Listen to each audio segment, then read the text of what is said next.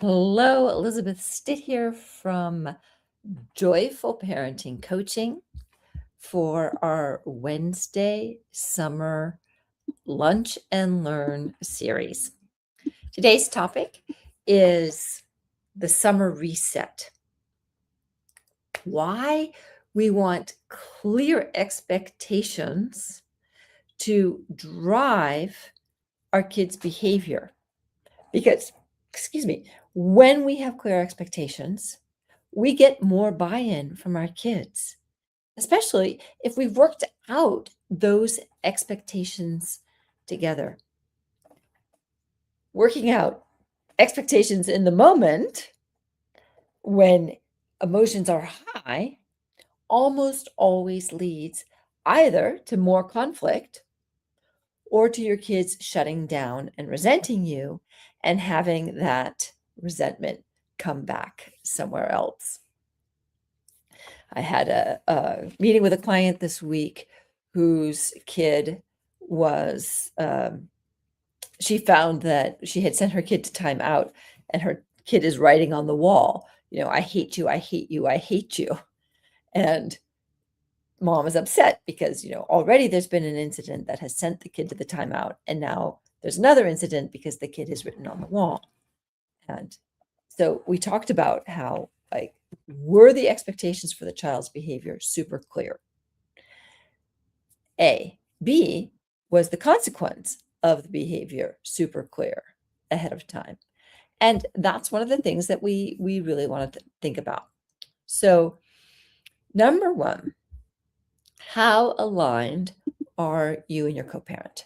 If you are co-parenting from the same house, then you either need to be super aligned about how you approach something, or you need to be super clear that if just mom is at home, it's okay for us to deal with situation A in way A. And if just dad is at home, it's okay to deal with situation A in way B.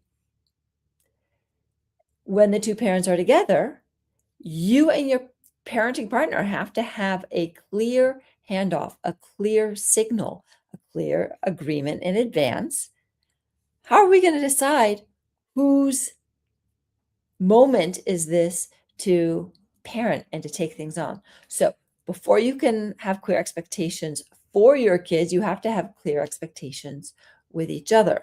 When you get that buy-in on what you are going to treat as a discipline issue and what you are going to let go and how you are going to treat it as a discipline issue, then there's going to be a lot more clarity with the kids and a lot less conflict with the kids, because your kids are little radars. They are reading your energy all the time. And if they feel that you are in conflict on how to deal with something, they are going to probe and push and look for the breaking point on one of you. Even if you disagree with the way that your partner is handling something, in the moment, if you can be like, well, that's dad's issue to handle today, and however he does it is just fine. You can always go have a conversation offline with your spouse somewhere else about how you want to handle it. But I strongly recommend that the two of you set up some clear expectations with each other as to how to signal which parent is going to take over in a given moment and be the key decision maker. And then the other parent toes the party line in public. You could always go have a off the record conversation later to say what it's going to be about. Okay, one of the biggest areas to have some clear expectations about with your kids over the summer is sleep and bedtime. Of course, in summer, bedtime may shift a little bit, and it's one of the lovely pleasures of summer. I want us to milk the specialness of summer, because it really is a time when we can slow down and we don't have the relentless drive for homework and you have to be to bed on time because we have to get up in the morning and you're out the door so early. Very often summer camps start just a little bit later. The dress code isn't as strict. Hopefully there's no homework. So let's take advantage of that. But we still need to have some clear expectations with our kids. Are we going to keep bedtime consistent on camp nights, on school nights, on nights where you know that you have to get up and there's an activity? Or are you going to shift bedtimes by half an hour for the whole summer? Now, keep in mind, if you've got little kids, shifting bedtime may shift them out of, they do that drowsy dip, and then they get their second wind. If you shift bedtime into the second wind stage, you're going to have a much harder time putting them down. So I strongly recommend keeping that bedtime in the drowsy time. But with kids who are slightly older, we can probably afford to shift bedtime for summer by half an hour if our morning routine also is shifting later to half an hour. Maybe you want to give your kids some nights when you are really taking off the limits, right? That even a 9 or 10-year-old can stay up till midnight. Probably they'll fall asleep ahead of time. But that expansiveness, that giving them permission can feel really good and can help summer feel really special. But you want to have worked it out ahead of time. You want to know which days are you going to do that. You wouldn't do it every night because your kid probably won't get enough sleep and they'll be super grouchy and it will take away from the flow and the ease and the pleasantness of summer in other ways. Maybe the issue is less about sleep and it's more about like, do we have to get right up and be into action, or can we have some expansiveness about getting up in the morning? Can we stay in our pajamas a little bit later? Can we play or do activities in pajamas? Can we come to breakfast in our pajamas? That might be where you need some agreements. With your tweens and teens, they may be ready to stay up all night and to, wake up at 2 or 3 in the afternoon.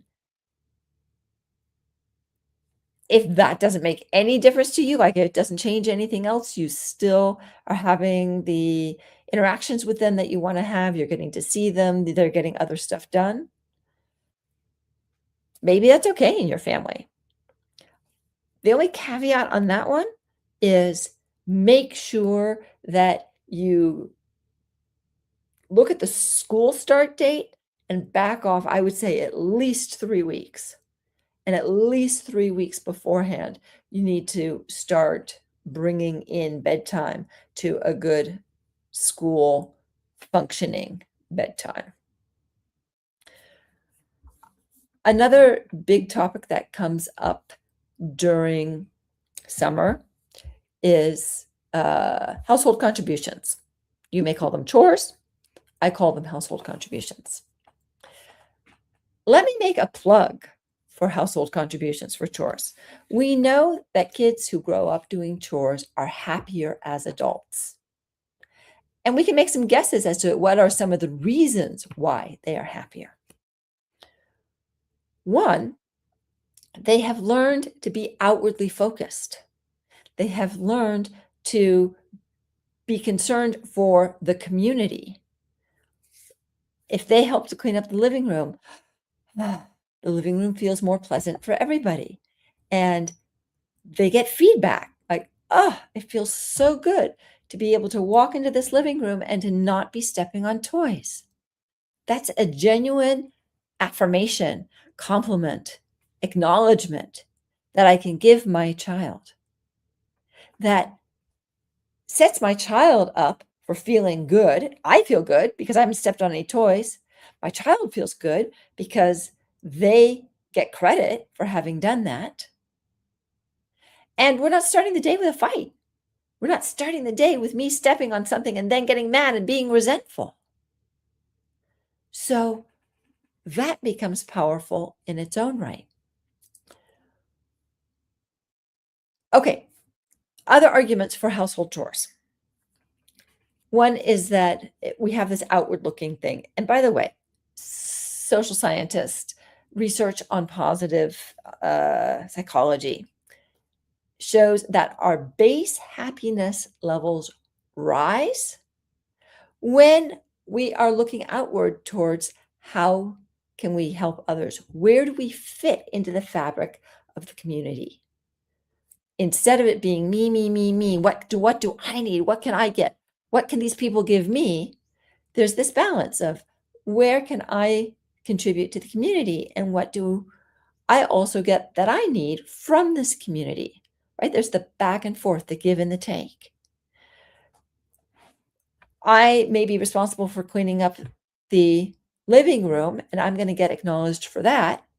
I'm going to benefit because maybe my sibling is being the sous chef this week and is helping to get dinner on the table. And so I'm going to get my dinner served with more warmth, more efficiency, more ease and flow.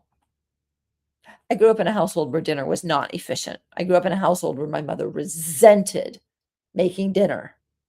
It was not pleasant. So dinner getting on the table with everyone feeling good about the work that went into doing it, that benefits everybody, even if you weren't the kid who was helping to do it. Okay, so our base happiness levels can go up when we are more outwardly focused. There's another thing to think about when it comes to family contributions. Children need to feel four things. I am safe. I am important. I am competent. I have power. Chores help kids feel safe because there's order. They know that dinner is going to be served at a certain time. They know that they're not going to have to use an icky, gross toilet because they know it's going to get clean. They know that they're not going to step on toys because the toys are going to get picked up. So that brings us security and safety. When I contribute to my family, I'm important. And this is a really different kind of skill building than, say, learning long division or calculus. When I do long division, that's for something out there abstract that I'm going to need later. When I pick up the toys and I tidy the living room, everybody benefits right away. It's visible, it's concrete, and the compliments on it are genuine. That's really different than getting all my division problems correct. Okay, so I'm safe, I'm important because I've made a contribution. I am capable. I know how to take care of things. I spent the weekend with one of my favorite 4-year-olds, and his parents are doing such a lovely job of teaching him how to use a very sharp knife. So he had the pleasure, with his father's support, of cutting up the sausage for his dinner and the pleasure of putting that sausage into the pasta sausage mix so that when he ate it, he knew that he had been a part of that he is capable. I hear stories from parents all the time of, parents who are literally cutting up all their children's food on the plate and serving it to them. I even hear of parents who are still spooning it into their 4-year-old's mouth while their 4-year-old watches TV. That's treating a child like a baby. This 4-year-old that I was spending time with, who could cut up the sausage not only for himself, but for his 2-year-old brother, is developing competence. And competence, knowing we are competent, we are capable, raises our self-esteem, right? I'm important because I'm contributing to the family. I'm making things more efficient. and I'm capable. I have skills. I can do things. And then finally, the I'm powerful part comes in. Like if I'm in charge of cleaning up, I get to make decisions about how much of the puzzle pieces do we break apart and how much are we going to try to keep in the box together? Are we going to put the blankets in a pile at the end of the couch, or are we going to drape them half folded over the back of the couch? Right? I have power. I get to make choices about my environment. Okay, so I hope I've made the argument for chores and that I can now say, if you're going to have your kids do chores, you have to train them. You have to have agreements ahead of time. Because I tell you what isn't fair. It is not fair to have your child be in the middle of an activity and all of a sudden decide, oh, I want you to be my sous chef tonight. Come on, you're going to help me. I'm going to teach you how to cut things up. You're going to get feedback, negative feedback from that child. It's going to be like, I'm in the middle of playing. I'm building my tower. I'm reading my book. And in my opinion, your child has the right to be upset at being interrupted in the middle of all of those things. If you have reached agreements ahead of time, if you have set clear expectations, hey, Monday, Tuesday, Wednesday, you're going to be my sous chef. And so be prepared to interrupt your playing because at 4:45, I'm going to come get you so that you can help me in the kitchen.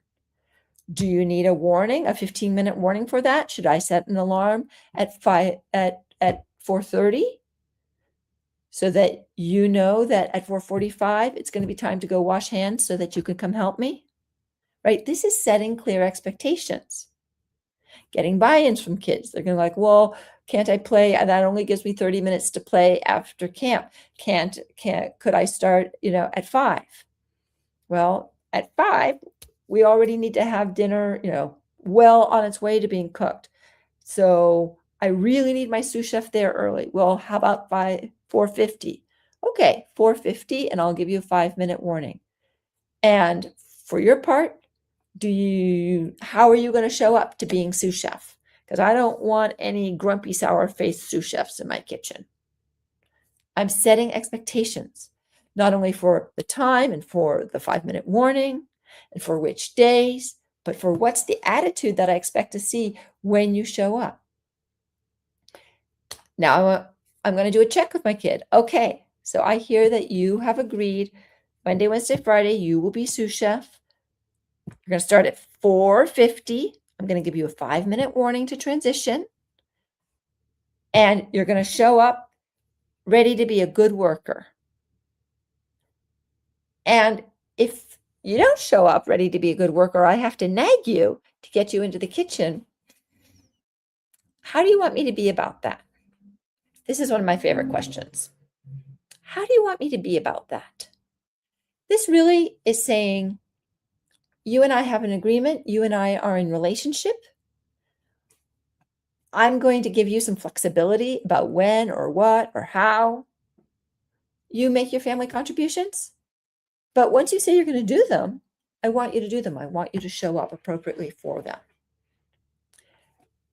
This is also the time when we would work out consequences ahead of time, right? Like, it is my expectation that we're all going to work to keep this household running smoothly this summer. And these are the jobs that need to get done. And you have agreed to be my sous chef these days. So if you take up extra energy because I have to nag you or remind you or fight you in order to get you in the kitchen, that's not fair. What are you going to do if that's the situation? What should our solution be? How do you want me to respond?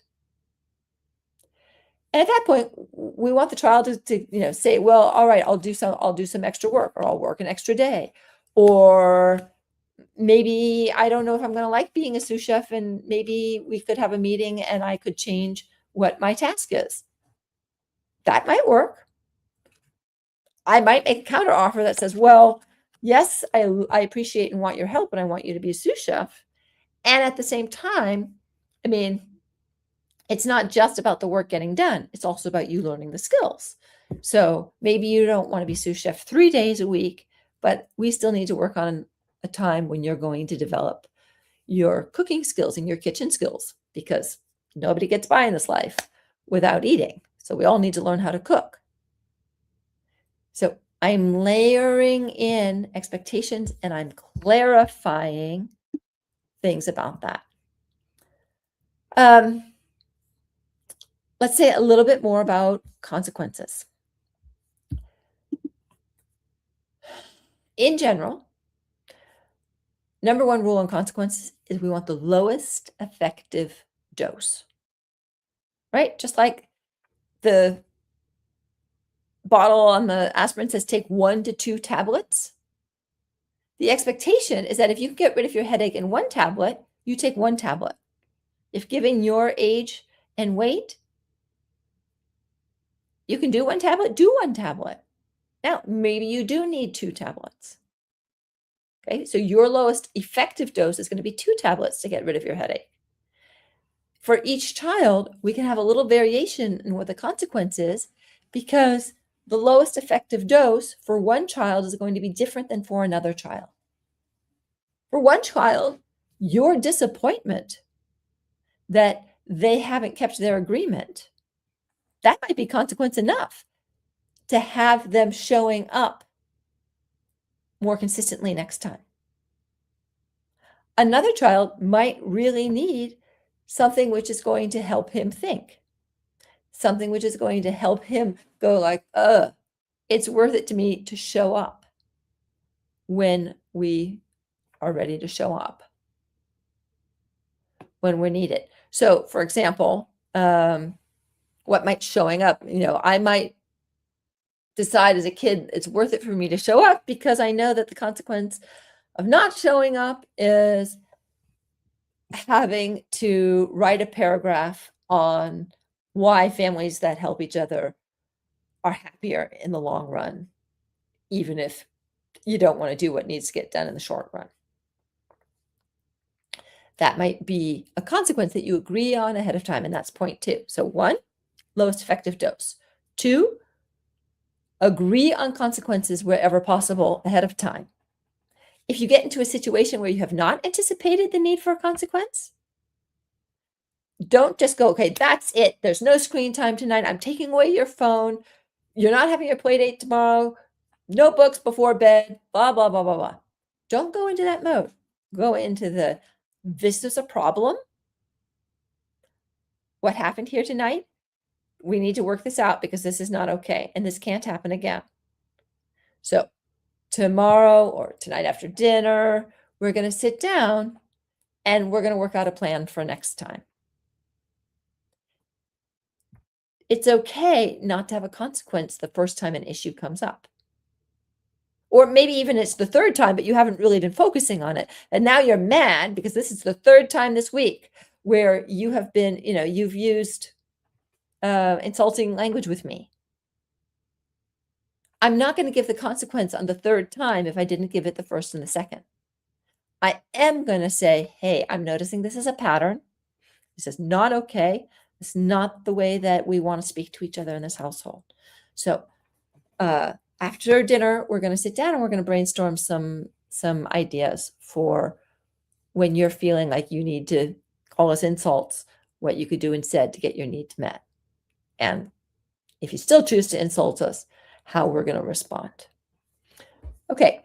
Last thought about clear expectations for summer is just the concept of flexibility versus structure, right? Parents are always needing to know, how much should I keep the structure? How much does my child need the structure in order to show up and be a pleasant, productive person the next day, versus how flexible can I be? Like if I've said, if it's a camp night, we're keeping our regular bedtime, but now there's the movie in the park, and we decided last minute that, we did have time to get a picnic together and to go watch a movie in the park, and so now obviously bedtime's gonna be late. Is that okay, or is that not okay? So, structure versus flexibility. We always want to let our kids know, and this is part of the expectations, like, this is the bedtime policy during summer. If it's a camp night, we're gonna go. But then I would say there may be a night or two when we decide there's such a compelling reason for us to be up a little bit later that daddy and I decide that it will be it. But that will be daddy and mommy's decision. And, we will make that at the moment. And if the answer is no in those moments, that we're still keeping our camp time bedtime, then we expect you to accept that gracefully. Okay. I hope you're having the best summer ever. The Lunch and Learn was designed to give you some food for thought on how to make things a little bit smoother and what you can set up with your kids in terms of expectations in order to get more buy-in, more cooperation, more flow, more harmony.